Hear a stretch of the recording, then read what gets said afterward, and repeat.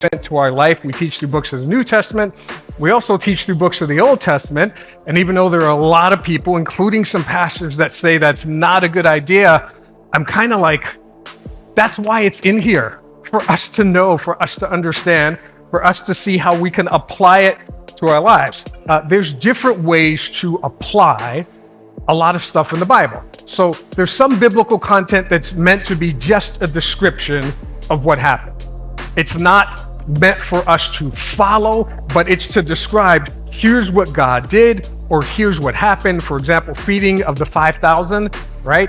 That's there for us to know. It's not for us to look for free fish sandwiches everywhere we go. And then there's other things which are what we call a prescription. They're in the Bible. They're there so that if we apply it to our lives, it will make our lives better. But if we don't apply it, we're not crossing some line. We haven't made God mad. We're not sinning, right?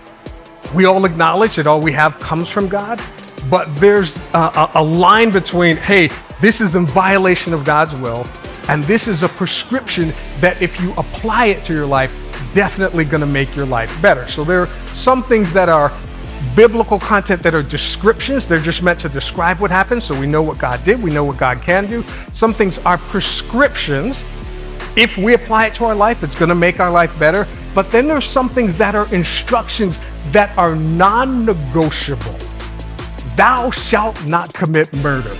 Whether you read it in King James or whatever version, do not murder. Non-negotiable in God's eyes. Love the Lord your God with all your heart, mind, body, and soul. Non-negotiable in God's eyes. It's an instruction, it's a command. If we call ourselves Christians, we're supposed to follow it. Love your neighbor as yourself.